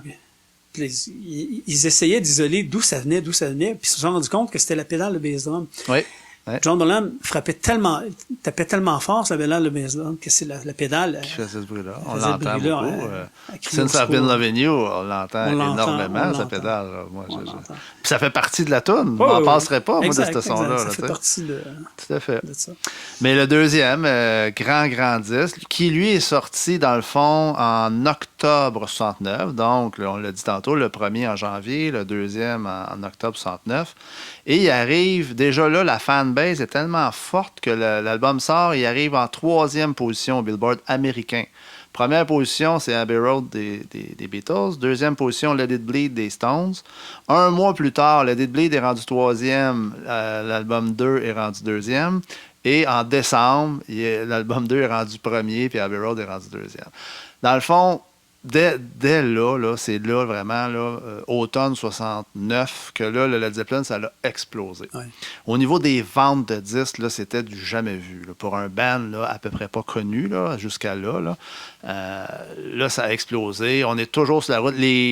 Les venues, comme ils disent en anglais, là, les endroits où ils vont faire les spectacles, ça grossit de semaine en semaine. Dans le fond, le nombre de spectateurs augmente. On doit changer à la dernière minute en catastrophe l'endroit où ils devaient faire le spectacle parce que les billets se vendent. Il y a toujours plein de monde à la porte qui ne peuvent pas rentrer. Il y a souvent de la bagarre, puis tout ça. Enfin, tout le folklore autour de Led Zeppelin, beaucoup par la demande en expansion là, hallucinante là, avec le deuxième album. On va s'en aller sur le troisième disque. C'est là qu'apparaît aussi déjà la terminologie supergroupe. Ouais. En plus, parce qu'on l'avait avec Cream, mais avec les Zeppelin, c'est vraiment là, à tout point de vue. Tout à fait. Parce que Cream vendait pas autant que ça. Non, il y a personne. À ce moment-là, il n'y a personne qui vend autant que ça, aussi vite que ça. Ouais. C'est du jamais vu à ce moment-là. Enfin bref. Puis, dans le fond, pour le troisième, ben là, on va prendre un pas de recul. On arrive en 70 et les gars, ils n'ont pas arrêté là, depuis l'automne 68, là, rendu, là, mettons, à l'hiver 70, là, je pense qu'ils sont un peu fatigués. Puis, deux années de travail intense. Intense, très, très, très intense. Et ils ont un certain temps de repos. Et à ce moment-là, Jimmy Page et Robert Plant partent ensemble dans le Pays de Galles, dans un endroit qui est bien dur à nommer. Là. Brownior. C'est un mot celte, enfin. Un mot celte. Brownier Hour. Ouais, on dit comme ça. Là, on devrait faire la liaison Brownier Hour. Brownier Hour. Je ne suis pas celte, mais c'est à peu près comme ça que ça devrait se prononcer. Exact. Qui, je pense, veut dire... en tout cas, en lien avec c'est une plaine et tout ça. Là, peut-être, je sais pas. J'ai lu ça quelque part. Là. Mais l'endroit, c'est un bel endroit que, dans le fond, Robert Plant allait là, lui, quand il était tout jeune. Ça appartenait, cette maison-là. Ils sont allés à des amis de la famille. Okay. Il l'a racheté plus tard. Là. Puis, il va l'avoir encore aujourd'hui, d'ailleurs. Il l'a encore aujourd'hui. Probablement. Il l'a encore. Tout à fait. Donc, ils s'en vont là, un endroit isolé, sans eau, sans électricité. Donc, et ils sont juste les deux. Ils ont un crew member avec eux autres qui va s'occuper de la bouffe et tout ça, et du confort, on va dire ça comme ça. Mais ils ont une petite enregistreuse. Ils ont, Page a amené une guitare sèche. Pas mal ça, je te dirais, là. Un petit harmonica et ils décident qu'ils vont les composer là ensemble. Donc là, ben, c'est ça. Quand on écoute le troisième album, on est ailleurs par rapport aux deux premiers. On s'en va beaucoup plus dans les sonorités folk. On est beaucoup plus proche de Robert Plant que de Jimmy Page. Exact. De fondamentalement aussi ce qu'ils ont autre que le gros blues électrifié. Là, parce que disons que Led Zeppelin 2, c'est vraiment l'album Jimmy Page. Jimmy Page. Ouais. Puis avec le 3, on est plus proche de la philosophie et l'approche esthétique de Robert Plant. Le folk de l'époque, on s'entend. Ça change avec le temps. Mais je suis sûr qu'ils ne renient pas ça aujourd'hui. Là. Non, je ne pense pas. Non, ils ne l'ont pas renié parce que de toute manière, quand en 95, quand ils ont fait la tournée Page Plant, ils ont joué beaucoup de ces tonnes. Ils ont pris, c'est le bassin de chansons qu'ils ont utilisé pour faire cette tournée-là, essentiellement. That's the Way, quoi d'autre là-dessus. Il y a Gallows Pole, t'as Friend. Friend est là-dessus. T'as Brown Eyre Stomp. Oui. qui est une grande chanson. Moi, j'adore, on l'a dit tantôt, Since I've Been Loving You, qui est le gros blues créé par eux. Là. Ils n'ont pas été chercher ça de nulle part. Ils l'ont créé de point, en tout point. Ça paraît. Grande tonne. Mais tu sais, c'est ça. Ils ne sont pas allés la chercher ailleurs. Quel enchaînement d'accords là-dessus. Le solo d'introduction de Since I've Been Loving You, c'est Bandmaster, Telecaster. Direct. Pas de pédale. Pas de pédale. Juste un ampli fort. On y va. Puis le ton de ça, le son de ça, puis la phrasé, le phrasé musical, on est dans le blues. Qui suit. Ah oui, c'est il suit la voix, là. Puis quelle performance de Robert Plant, là. Moi, j'adore cette chanson-là. Très, très belle chanson. Puis naturellement, le gros rock aussi, qui est important, Immigrant Song. Oui. Première tourne de heavy metal. Exact. Et ça s'explique, parce que plus tard, on va avoir Metallica. Le début, l'intervalle, surtout l'intervalle de finale, la fameuse, on va sortir un petit peu de notre livre de théorie musicale, mais en musique classique, il y avait un intervalle. L'intervalle, c'est la distance entre deux notes. Ouais. OK? Donc, si on fait une gamme dorée, c'est un intervalle, puis do mi, c'est un autre intervalle. Donc, c'est comme une échelle, puis on va d'un point A à un point B, puis ça donne une distance. C'est comme ça qu'on peut faire des mélodies, qu'on peut faire des accords. Et l'intervalle le plus à proscrire de tout temps en musique, à partir du 14e siècle, même 13e siècle, c'est la quinte diminuée. Donc, dans le fond, si on divise la gamme majeure, c'est l'intervalle le plus large. Ça veut dire que c'est un intervalle qui a 3 tons. C'est une sonorité qui est assez agressive, puis c'est l'intervalle que personne n'utilisait. Pas tout à fait vrai, parce qu'on a moyen de l'enrober puis de l'utiliser. Bach utilisait ça à tour de bras, la quinte diminuée, mais sauf que si on jouait la quinte diminuée comme ça, c'était atroce. À l'oreille, c'est pas à l'oreille. C'est ça, on n'aime pas ça. À cette époque-là, on s'en ouais. Puis, là, on parle de 1970. Et cet intervalle-là, Metallica va leur prendre énormément. Si on prend juste le début d'Enter Sandman, on l'entend clairement. Ça fait partie du riff d'intro. On le retrouve dans plein de trucs de Metallica, l'espèce de quinte diminuée. Okay. Puis ça va devenir vraiment l'archétype sonore de la musique métal. Mm-hmm. Mais la finale de Immigrant Song,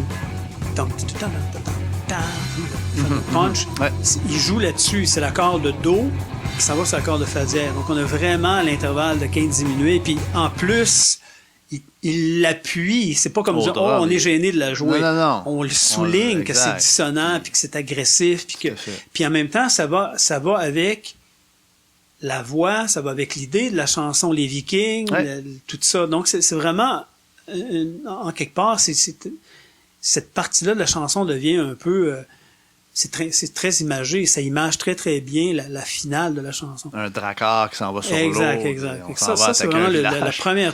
Puis le jeu de batterie là-dessus, le bass pedal. Hammer of God, qu'ils disent à un moment donné dans Tom, puis c'est tout à fait ça. Là.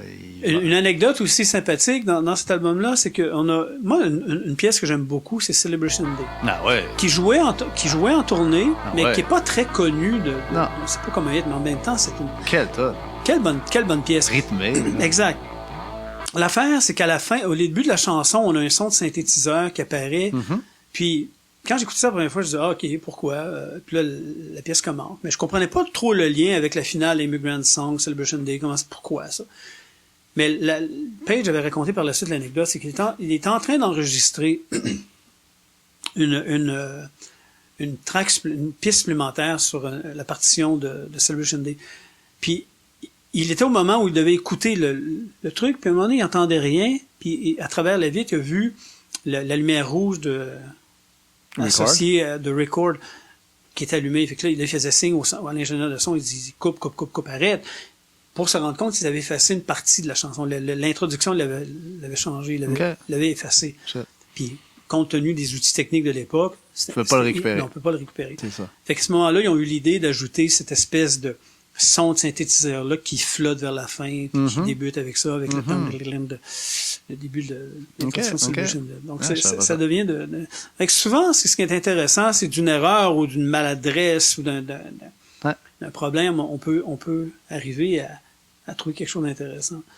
Donc, mais le fait aussi, dans cet album-là, qui s'était enfermé vraiment dans le bout du pays de Galles. Exact. L'intérêt musical, c'est juste une guitare acoustique Do, fa, sol, ça limite vite, là. Tu peux pas te dire, je vais mettre une pédale d'effet, changer de guitare, changer d'ampli pour avoir une autre sonorité. Donc, tu es obligé d'utiliser ton imagination autrement que par des artefacts sonores ou acoustiques. Alors, qu'est-ce qui se passe? C'est que Jimmy Page, étant donné qu'il avait beaucoup d'influence, puis qu'il a fait du studio, il a commencé à désaccorder ses guitares. Fait que sur cet album-là, il n'y a pas une pièce au niveau acoustique qui est dans un accord de la même façon. Que la guitare est accordée normalement. Ouais. Donc ça devient intéressant parce que ça donne une couleur. À la voix, ça donne quelque chose d'autre. Puis au niveau des enchaînements d'accords, puis des mélodies, ça ouvre vers d'autres choses. Donc c'est ce qui accentue encore plus le côté folk, celtique, irlandais de cet album-là. Donc encore là, on a affaire à des grands musiciens qui... Bon, ça se faisait, sauf que on s'entend que c'était pas nécessairement Paul McCartney qui allait désaccorder sa guitare ou David Gilmour. David Gilmour, quand il a désaccordé sa guitare pour AU, c'était comme, wow, c'est nouveau, là. Okay. Lui-même le disait, je et là, en 79. Non, c'était pas, je faisais pas ça, trop. Exact. Mais Jimmy Page, c'est constant. Puis cette technique-là de désaccorder la guitare, on va le retrouver à partir de la deuxième période. Après le 4. Après le 4. On s'en va là, tranquillement. On s'en va là. Donc, le 3, un bon album. Un très bon disque, mais qui a été moins bien marché, exact. Au niveau des ventes, ça a été le moins bon vendeur de toute la discographie, mais grand disque. Moi, j'adore ce disque-là. Oui. D'ailleurs, pour préparer l'épisode, j'ai tout réécouté dernièrement, là, et... C'est fascinant de voir. Il n'y a tellement pas de mauvaises tunes sur aucun album de Led Zeppelin. C'est hallucinant. Là. C'est rare, tu peux dire ça. Là, il y a des moins bonnes. Il y a des moins bonnes, mais il n'y en a pas des faibles. Là. Enfin, peut-être une ou deux, là, mais enfin, c'est discutable. Enfin. Mais le 3, certainement un très, très grand disque. Puis eux, en tout cas, le considèrent très, très haut. Là. Ça, c'est certain. Là. Puis, bon.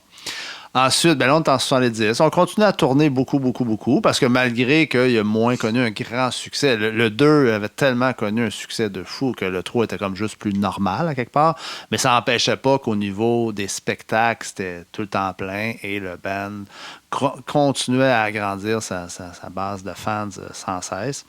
D'autant plus aussi, il faut le noter une chose, c'est qu'à cette époque-là, les musiciens en spectacle, aujourd'hui, on reproduit l'album en spectacle. On sort un album, on le reproduit tel quel, puis il n'y a pas beaucoup de place à l'improvisation, puis à des moments-là. Ouais. À cette époque-là, on testait nos chansons en spectacle. Oh, c'était monnaie courante. Tout à fait. T'allais voir Led Zeppelin, puis t'étais certain d'avoir une nouvelle une tonne qui apparaît sur le prochain album, tu vas l'entendre. Exact. Oh, puis tu vois, on va le voir avec l'album 4, mais dans le segment d'improvisation de Dazed and Confused, plus tard avec la tournée de l'album, appelons-le le 4, c'est pas son vrai nom, mais va apparaître The Crunge, qui est une improvisation qui se faisait à l'intérieur même de Dazed and Confused. Ouais. Donc, puis plein de chansons qui vont donner naissance à Houses of the Holy étaient improvisées, ou il y en avait qui étaient construites. Mais, donc, c'était facile. OK, j'ai fait un album acoustique, il marche moins bien, mais je continue à écrire des trucs, puis les gens étaient pas permissifs, mais étaient ouverts. Ouais, ouverts à t'as une nouvelle chanson qui fait pas, on la connaît pas. Puis eux autres, ils balançaient ça en pleine face, puis ça pouvait être très, très... dans le fond, ils ont testé Black Dog, possiblement dans la tournée. Dans cette tournée-là. Ils ont possiblement testé Four Sticks dans la tournée. Tu sais. Donc, ça fait que, même si c'est un disque moins bien vendu, ben, tu peux sortir du nouveau matériel qui va dans c'est ce que les gens veulent entendre. Ouais. C'est pour ça que c'est pas trop alarmant. Je pense pas que ça les inquiétait trop. Je pense pas que ça les inquiétait parce c'était en montée de toute façon. Même si les ventes, comme je disais, même si les ventes de l'album étaient peut-être plus faibles, les spectacles se vendaient, puis eux continuaient, puis je pense pas qu'ils regardaient en arrière avec du regret, jamais à ce niveau-là. On préfère la comparaison avec Rush quand ils ont sorti Caress of Steel, puis ils ont toujours dit ça marchait plus, on pensait arrêter, puis après on a sorti 2112. Parce qu'à cette époque-là, déjà, il fallait que tu commences à jouer ton album live. Puis étant donné que le monde n'avait pas embarqué sur l'album, ben là, ton véhicule... C'était plus difficile. C'est plus difficile. Il faut dire que les 2 premiers de Rush n'avaient pas connu le grand succès des 2 premiers de Led Zepp non plus. Non, mais ils jouaient quand même. Ils jouaient quand même en première partie de Kiss, puis ils faisaient quand même des gros shows. Là. Tout à fait. C'était pas un band qui jouait dans des, dans des bars, mais rendu là, il était quand même... il était professionnel, mais... Oui, tout à fait. Donc là, tu arrives avec un mauvais disque. Ben, c'est du calcul que c'est au moins 1 an et demi de galère parce que tu peux pas jouer les tunes de là parce que le monde veut pas l'entendre. Fait en même temps, faut t'y faire. Comme tu reproduis la tournée d'avant. Tu recules. Exact. Eux, ils n'ont pas reculé. Exact. Dans le sens que c'est pas... À cette époque-là, 70, 71, on était encore une espèce de fin de mouvement hippie, peace and love. Fait qu'on était ouvert à ça. Puis il y avait une effervescence musicale de fou aussi. Là, de tous les styles partaient de tout bas, de tout côté. Là, le rock progressif était dans son apogée. En tout cas, bref. Mais en 70, on tourne énormément. Et tranquillement, pas vite, on arrive en 71 et comme tu l'as si bien dit tantôt, c'est souvent pendant la tournée, pendant un tel medley, on a un nouveau riff, puis tout ça, on construit une maquette pour une nouvelle chanson, ni plus ni moins. Pour ce qui est du fameux Cat, qui porte pas ce nom-là, mais en fait qui porte aucun nom, aucune mention, le packaging, on pourrait y revenir, là, mais Jimmy Page, il tenait, on va le dire tout de suite dans le fond, Jimmy Page, il tenait, avec le succès, là où il était rendu, lui, il considérait, et il a eu de la misère à vendre ça à Atlantic Records, aucune mention, on ne mettra pas le nom nulle part, puis c'est un objet en soi, puis les gens vont y aller, vont le prendre. Atlantic Records avait de la misère avec ça, mais bref, ça a passé finalement. Donc, une pochette anonyme, on va dire ça de même. Oui. Qu'est-ce qu'ils ont fait pour l'enregistrement à ce moment-là? Bon, avec tout ce qu'il y avait comme matériel qu'ils avaient accumulé, ils ont décidé de s'en aller à Headley Grange, un endroit en Angleterre, une espèce de vieille grande maison qui datait, qui était un peu victorienne, exact. Puis, on fait appel à ce moment-là au Mobile Studio des Rolling Stones, avec Ian Stewart qui suit et qui s'en vient.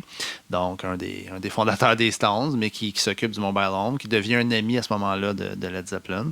Il se connaissait déjà, parce qu'en lui aussi, il était beaucoup en studio et tout ça. Enfin, bref.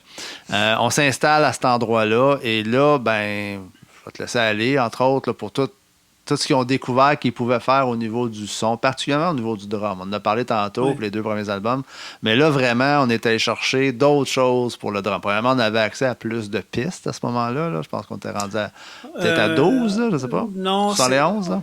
71, les premiers 16 pistes en studio apparaissent. Les premiers 16 pistes, c'est 72 à peu près. Okay. On est encore avec 8 pistes. On est encore à 8, là. OK. Mais on quelques peut faire bien des overdubs. overdubs. Du 16, mais principalement dans les studios. Dans un mobile, ça m'étonnerait. Je pense qu'ils étaient encore à 8. À moins vraiment, mais là, je suis pas au courant. Je m'avance un peu, mais je vais par déduction. J'aurais tendance à dire que le Mobile Home était très neck plus ultra parce que les Stones, l'argent leur sortait par de place. Oh, probablement. C'était des grosses machines, 16 pistes. C'était large. Une Studer 16 pistes, ça pesait à peu près 2000 livres. Ça lourd, prend tout un truc. Ah oui, enfin, je sais pas, mais ce qu'on peut dire avec certitude, c'est que quand ils sont arrivés là-dedans, au départ, ils se sont installés, chaque musicien, un peu comme dans une pièce chacun. Et rapidement, ils ont décidé, non, le drum, on va le sortir de la pièce. Et puis ils l'ont mis, il y avait une espèce de grand hall. En fait, c'est John Bonham qui depuis tout le temps disait, mon son de drum, il sonne pas, c'est comme ça que je l'entends. Puis il revenait toujours là-dessus. Exact. Puis là, à un moment donné, ils ont pris la décision. On va l'installer, le drum, dans le grand hall en rentrant, juste devant le grand escalier qui menait là, je vais te couper. C'est Bonham qui a fait ça. T'sais. Il est arrivé avec l'ingénieur de son, il dit moi ça m'énerve, puis il dit ici ça sonne bien, je mets mon drum là, puis installé là, les gars étaient pas là. Ça se peut. Ils étaient pas là. Puis, avec Andy Jones, le frère de Glyn Jones. De Glyn Jones. Ouais. Puis ils sont arrivés, puis ils ont dit moi c'est ça que je veux, puis là c'est une espèce de quand ils sont rentrés, ils ont vu ça. Là, exact. Puis un plafond très haut. Plafond très haut, puis ils avaient mis des microphones en haut, l'escalier, puis ils avaient microphoné la batterie. Ils ont mis un micro devant le bass drum à peu près 2 pieds, puis ils en ont mis un autre à 8 pieds à peu près. Là. J'y vais de mémoire, là. Mais en tout cas, à 2 distances différentes. Et ensuite, il a fait compresser ce son-là, Jimmy Page. Fait entre autres, c'est pas que ça. Ils ont aussi mis un micro beaucoup plus haut parce que le plafond le permettait aussi. Donc, il y avait 2 hauteurs, 2 larges longueurs, si on peut dire, et ensuite, ils compressaient tout ça. Et on va le dire, là, sur l'album 4, là, il y a un son de drum de tous les diables. Là. Absolument. La pièce maîtresse pour ça, là, c'est When the Levy Break. Break. C'est clair. C'est un classique. Puis on l'entend très bien dans When the Levy Break, mais on l'entend aussi dans les autres pièces. Mais clairement, When the Levy Break, tous les drummers veulent avoir un son comme ça. Là. Ah oui, absolument. Encore aujourd'hui. Oui, tout à fait. C'est vraiment comme le standard. Le trademark, là, la marque de commerce. Là, Tout à fait. Je parlais juste une anecdote. Il y a quelques années, je parlais avec un percussionniste. Il disait, tu sais, ça nous a pris 20 ans avant de pouvoir microphoner un drum correctement. Puis je reviens à dire que si, avec les techniques de microphone qu'on a aujourd'hui, puis pas nécessairement les équipements, parce que les équipements, essentiellement, on prend les mêmes équipements des années 60, parce que c'est encore des composantes qui sont encore plus actives puis plus efficaces pour microphoner. Mais avec les connaissances acoustiques, le positionnement des microphones, si on avait enregistré, par exemple, John Bonham aujourd'hui, on verrait vraiment, mais vraiment la différence entre lui puis le reste qui serait des enfants de cœur. Mm-hmm. Au niveau jeu, là, la puissance de la voix. Exact. La voix de Robert Plant, justement dans cet album-là, on parlait du solo de Heartbreaker, parce que vraiment c'est un solo qu'on a coupé. Mais ouvrir un album avec juste la voix du chanteur, puis qu'après, on a un band de malades qui rentre dans le tapis, puis qu'on sent pas la différence. Personne ne l'a noté, ça. Mais c'est notable. Quand j'ai écouté ça pour la première fois, j'avais 15 ans peut-être. Oh boy, j'ai comme pogné de quoi. Je disais, c'est pareil. On ouvre le disque avec ça. L'énergie du chanteur, puis le band, c'est même niveau. Il n'y a pas de baisse. Non. Pas de baisse. Tu sais, on a beau aimer Helter Skelter de Paul, quand il chante, Paul McCartney chante ça. Ouais. C'est pas Robert Plant qui scream dans le tapis Black Dog. Non. Clairement. Puis que le band après arrive, c'est une autre planète. Fait qu'il y a beaucoup de... Tout ça remonte, hein, on voit les influences des premiers disques, puis c'est tout dans la construction des pièces. Mais ça c'est vraiment remarquable. Tout à fait. Puis... Il n'aurait pas pu faire ça avec n'importe quel autre chanteur. Non. Voilà. Non, c'est important vraiment de pas. le dire. Puis ce qui est intéressant dans le break instrumental, où on a ce que j'appelle le drop one, dans le fond, qui est vraiment comme une marque de commerce de Led Zeppelin, où on fait un rythme, on joue jamais sur le premier temps de la mesure, mais on va le jouer sur le du deuxième temps. Fait qu'on a l'impression d'avoir un hockey ou d'un sursaut. Après, ça va devenir la marque de commerce DC, tu sais, dans Back in Black. C'est exactement ça, tu sais. C'est tout. Exact. C'est tout des aspects de composition innovants. Puis, la partie centrale de Black Dog, où le drummer, John Bonham, continue à jouer en 4 et le band joue en 7-8 superposés. Je me souviens qu'à l'époque, j'avais un ami drummer.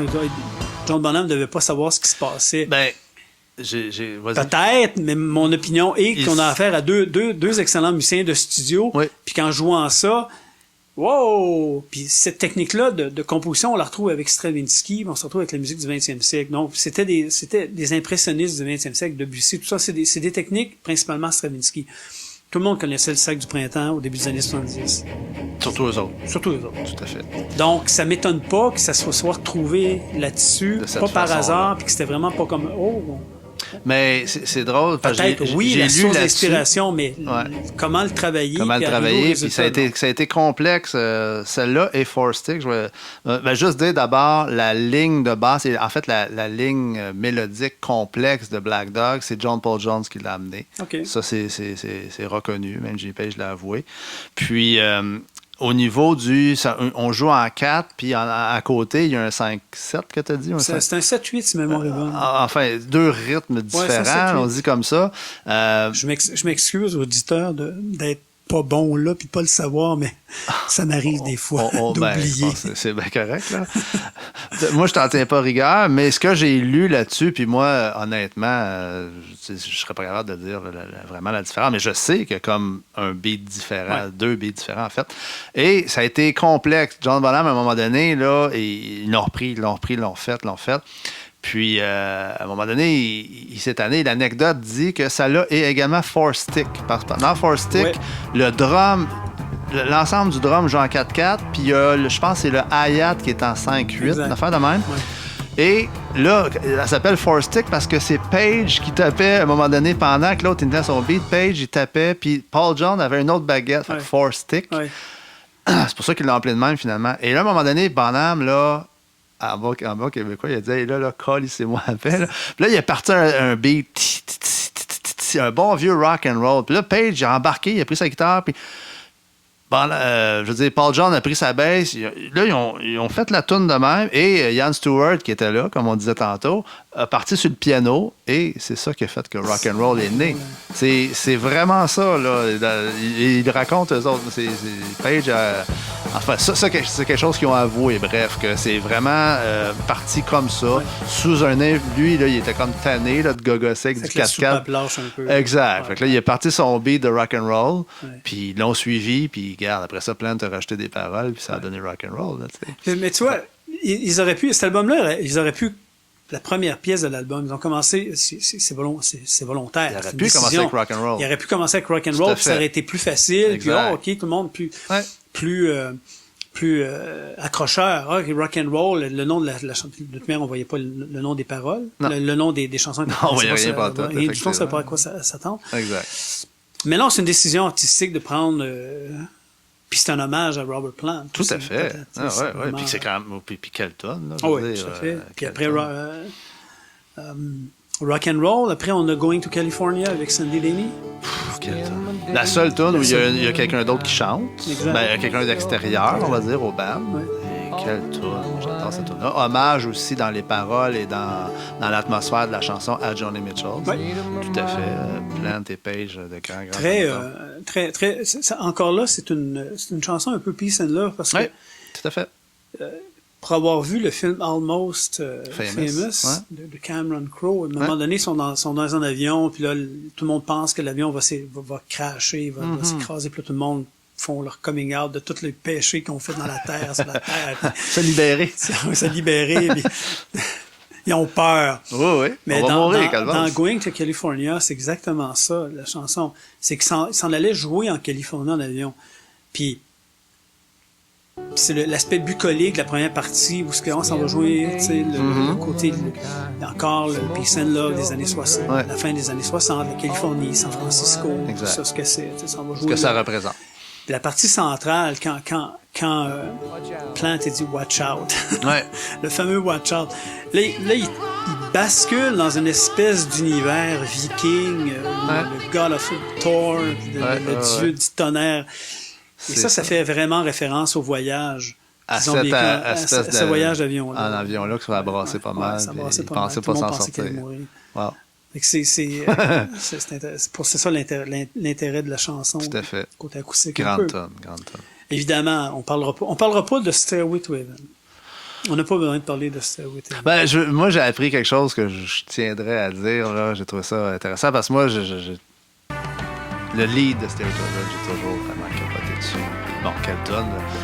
Bon, les arpents. On parlera pas là, de Spirit, là, tout ça donne rien. Puis d'ailleurs, ils ont finalement gagné le fameux procès qui s'est étiré sur beaucoup trop longtemps. Mais une chose que j'ai su, c'est qu'ils ont fait la tune, ils l'ont montée, puis on peut entendre, il y a eu beaucoup de bootlegs, puis tout ça, on peut entendre des démos au début, c'était acoustique et tout ça. Bon, bref. Une fois qu'elle a été montée, un peu comme Heartbreaker, tu disais tantôt, il n'avait pas de lead de guitare encore. C'était évident qu'il y en aurait un, mais il ne l'avait pas fait encore. Et à un moment donné, là, ils sont rendus en studio. Il n'était plus à Headley Grange, puis ça. Il était un des studios, je ne sais plus trop lequel. Et là, Page a demandé à ce qu'on installe 4 grandes enceintes, des speakers pour être entouré. Donc, 2 devant, 2 derrière lui. Il s'est planté au milieu. Il a dit au technicien de son de la partir. Il l'a fait jouer 3 fois. Il faisait juste écouter. Puis il était dans le tapis. Là. Il dit c'était plus fort que quand je joue live sur un stage. Fait que là, il s'est comme imprégné. Il a pris sa Black Beauty, c'était sa Les Paul noire. Sa Les Paul noire, il la sortait et il ne l'amenait jamais en tournée. Lui, en tournée, il avait ses Sunbursts, là, les Les Paul. Il en avait 2 Sunbursts. Mais là, il a pris sa noire, il a fait un lead. Finalement, il a mis ça de côté, il a ressorti sa vieille Telecaster, puis il a fait 3 prises du lead, puis le technicien a dit, après ça, il a passé la nuit à se demander lequel des 3 il était pour mettre sur l'album. Ouais. il y a celui qu'on connaît aujourd'hui. Mais moi, j'ai toujours cru qu'il jouait avec sa Les Paul, mais non, sur Stairway, c'est sa Telecaster. Non, tout le monde pense qu'ils enregistraient avec Les Paul, mais en studio. Ça s'entend de toute manière. Ouais. Puis plus tard, il a toujours joué avec des guitares un peu cheap, hein, parce que vers la fin, à partir de Achilles Presents, il joue sur Dan Electro. Puis ça s'entend sur le dernier disque. Sur le dernier disque de Into the Outdoor, c'est une Dan Electro. Puis Dan Electro, c'est pas des grandes guitares. C'est un peu comme l'équivalent des Rickenbacker des années 60. C'est pas des grandes guitares, c'était bon marché, tout ça. Il aimait ce son-là. Question du son, hein, c'est ça. Oui, c'est ça. C'est vraiment un son un peu plus single coil, moins typé, moins... en anglais, on utilise le terme muddy comme boueux, mais en français, c'est pas un bon terme. Plus clair, peut-être. Ouais, ça manque de définition. La Gibson Les Paul va manquer de définition par moment. Tandis que la Telecaster puis la Strat, mais principalement la Telecaster va beaucoup plus de définition au niveau des articulations lorsqu'on fait des legatos ou avec le coup de pic, des trucs de même. Bien microphoné puis bien balancé. Une Telecaster, c'est la batte. Keith Richards l'utilise puis plein de country. Mais si on vient en 71 sur le 4, pour ce que j'en sais, en tout cas, la plupart des tunes, ils enregistraient vraiment que ça laisse pas ça noir, par exemple. Celle qu'il y avait pour le studio. Black Dog, ça sonne Gibson Les Paul. Mais en fait. Mais le solo de Stairway to Heaven, c'est finalement la première take qu'il a pris au complet, puis il a fait quelques ajouts vers la fin. Il a fait, mais essentiellement, c'est la première take. C'est sa première prise. Sur les trois, là. Phénoménal. Ben oui, quel solo. C'est un classique, là, mais bon. On a dit qu'on n'en parlerait pas. Four Sticks, c'est un hommage à Ginger Baker. Exact, tout à fait. Puis que Ginger Baker a toujours trouvé que Bonham jouait comme un bûcheron. Mais Ginger Baker, là, il se prenait pas pour un deux de trèfle, mais non, je sais. À mon avis, il était bon, là, Ginger Baker, mais enfin. Mais bref. Il aimait pas trop John Bonham. Non. C'est sûr, quand tu te fais dépasser, t'aimes pas ça. Non, c'est ça. Non, une couple de c'est ça. Puis évidemment, la dernière chanson. Ce qui est intéressant dans When the Levee Breaks, c'est qu'ils avaient en partie enregistré la chanson, mais dans une certaine tonalité, avec un tuning. Puis après avoir entendu le son de batterie, la tonalité fonctionnait pas vraiment. Tu trouvais que ça marchait pas. Ça clashait. Fait qu'il a transposé la partition d'accord. Il a ralenti le ruban pour ajuster ça dans une tonalité où ça marchait mieux avec le son de batterie. Fait que c'est une drôle de tonalité parce que déjà là, pas beaucoup sur cet album-là, mais When the Levee Breaks, si ma mémoire est bonne, c'est un accordement en sol majeur. Mais il a abaissé ralenti la vitesse de la bobine, puis c'est tombé en fa majeur. Quelque chose comme ça. Puis là aussi. Puis c'est un truc qu'Hendrix prenait avec en jouant, en accordant sa guitare un demi-ton plus bas pour donner plus de son. C'est des trucs qu'on connaît aujourd'hui aisément, mais Hendrix faisait ça. Puis ça donnait plus de puissance. Quand on écoute la chanson, c'est lourd. C'est hallucinant. Lourd. Ça va vraiment avec le sens. On a ce son de batterie-là, construisons autour de ça. Ouais, voilà, exact. On était capable d'aller créer ça, continuons dans ce veine-là. Quelle tonne. Misty Mountain Up, qui aussi, par rapport aussi aux paroles, c'est vraiment plein dans son coin de pays à lui. Tout ça. Grand disque, on l'a pas dit, mais au niveau du packaging, le fait aussi qu'il n'y avait aucune mention dedans.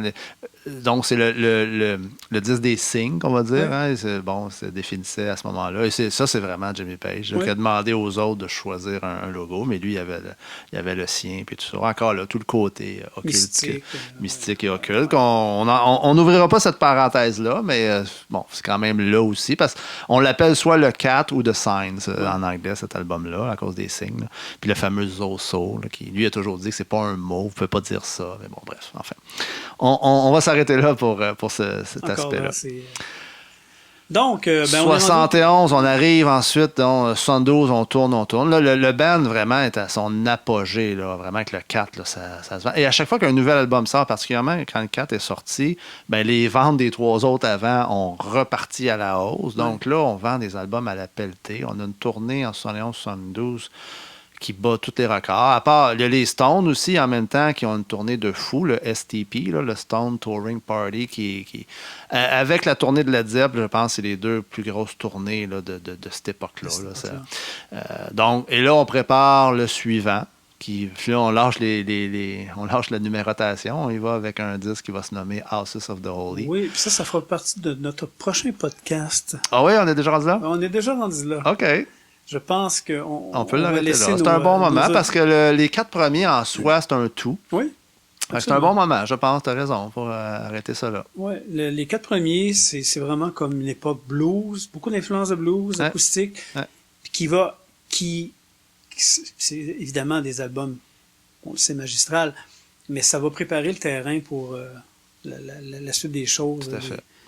Houses of the Holy, Physical Graffiti, Presence Into the Outdoor. Attention. Le méconnu Into the Outdoor. Oui, que j'ai réécouté, que j'y donne beaucoup d'appréciation, que j'y donnais moins avant. Ouais. Puis le petit dernier, Coda, qui est un ramassis, mais quand même pas inintéressant. Non, c'est correct. C'est correct, mais je veux dire, il y a quand même des éléments. On y reviendra. Ouais. On sortira pas toutes nos cartouches. Mais sur cette tournée-là, pour terminer l'émission, un excellent disque qui a été par la suite sorti beaucoup plus tard, c'est How the West Was Won. Qui est un excellent disque, qui est vraiment cette période-là de tournée. C'est là qu'on voit vraiment que cette bande-là. Puis, si on écoute bien l'album, on retrouve des trucs qu'on va retrouver sur Houses of the Holy. Déjà là, dans les improvisations. Ah oui, donc, j'ai écouté ça récemment. J'avais jamais écouté ça, moi. C'est live, là. Parce qu'il y avait The Songs Remains the Same. On y reviendra dans le deuxième épisode, qui est un live, mais aussi le film. On y reviendra. Mais tu as raison. Moi, j'avais jamais entendu ça. C'est tout récemment que j'ai écouté ça, moi, How the West Was Won. Puis, côté live, il y a des grands tours. Going to California, live, j'avais jamais entendu ça. Là. J'ai vraiment trippé. Là. Et si tu as une chance d'écouter, il n'y a pas beaucoup on annonce un peu le prochain podcast, mais si tu as une chance d'écouter quelques versions live, parce qu'il n'y en a pas tellement, mais de la tournée 75, la tournée Physical Graffiti. Oui. C'est une autre planète. Tout à fait. En fait, ça, j'ai ça en DVD. J'avais été chercher à l'époque, puis je voyais encore dans ce temps-là. Ouais. Il avait sorti Page, parce que c'est le keeper du trésor. Il sort ça au compte-gouttes. Ouais. Mais quand il a sorti le DVD, tu avais vraiment des footages, des premières, entre autres, la télévision en France, en Scandinavie, qui n'ont plus jamais refait par après. Ils ont refusé. Ouais. Et de Earl Court. C'est en 75. Le fameux Earl Court, là, c'est ce que tu parles de Physical Graffiti, là, un des grands spectacles, là, c'est en 75. Ça, j'ai entendu ça. Le band était au sommet à ce moment-là. Le band était vraiment au sommet. Ouais. Après live, ils ont comme arrêté de tourner, mais ça, on en reparlera. Ouais. Puis le dernier aussi en live qu'on a, c'est Network, là, qui est quand même intéressant aussi. Là. Ouais. Mais on place nos pions pour le prochain épisode. Ouais, donc, merci beaucoup, Jean-Maurice. Ça me fait plaisir, Serge. C'est très intéressant. À la semaine prochaine. On conclut ça aujourd'hui avec les 4 premiers. Oui. On va avoir du plaisir pour la suite des choses. Ah oui, il reste bien des choses à dire. Ça devient intéressant encore plus. Tout à fait. Salut bien, bye. Salut.